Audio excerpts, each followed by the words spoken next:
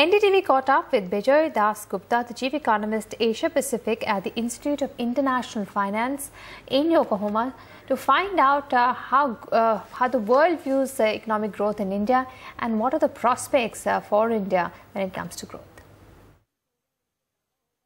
At the 50th annual meeting of the ADB here in Yokohama in Japan, the prospects of Asian growth, economic growth, is being looked at very, very closely. Is this growth going to be sustainable? What are some of the key factors, both at the macro level and at the micro level, which really affect the growth of several countries?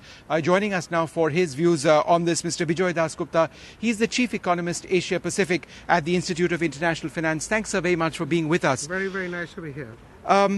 Let's talk a little bit about India first. Sure. There was a sense that perhaps India wouldn't be able to get more than 7% GDP growth, but there are new numbers now coming up which suggest that it could even be 7.2 to 7.4% in the immediate run, and it could even go up to 8% in 2018-2019. Do you share this perspective, this optimism?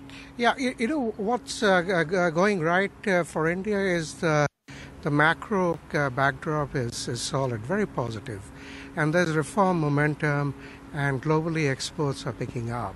So given all of these things, we are projecting growth of about 7 to, take a pick, 7.5 to 7.8 this year and next. But the issue is, we do have a banking sector problem and we have a corporate distressed assets problem, which needs to be tackled urgently. Tell us a little bit about your views on demonetization. It's worked out politically for sure. It's not had an impact on them politically. There's remonetization which has come back. Right. A lot of people would say that it's been more successful in widening the tax base and less successful in tackling black money. But do you believe that this process can help in GDP growth? I think the jury is still out on the pros and cons, but clearly it had a negative impact for about 2 quarters, transitory. We are coming out of it.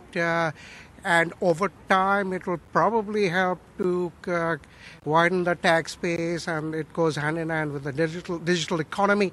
But it was not painless. It was costly for a lot of people. Right. And it was done. It needed to be done. But let's look beyond now.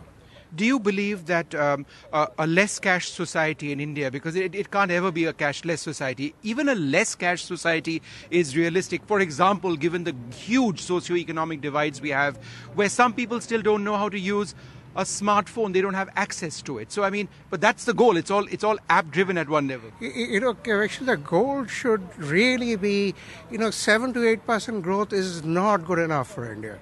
We need to be doing much better. It needs to be much more inclusive, and the quality of life needs to be addressed. So, for all of that, it's not a sprint; it's a marathon. And the digital economy is part of the story, but the goal should not be cashless society. It's part of the overall structure, because there's no society which is cashless. Right. So really, we are looking for sustained, strong, inclusive growth. India's done well. It's looking good. Capital flows are coming back, but we have a long way to go.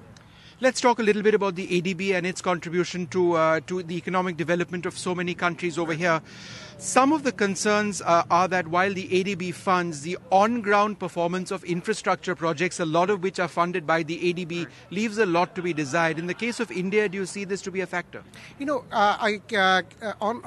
ADB itself, the issue is more broadly that there's a lot of multilateral aid coming in. It's ADB, World Bank, and others. And for ADB, clearly infrastructure is a big part of the story.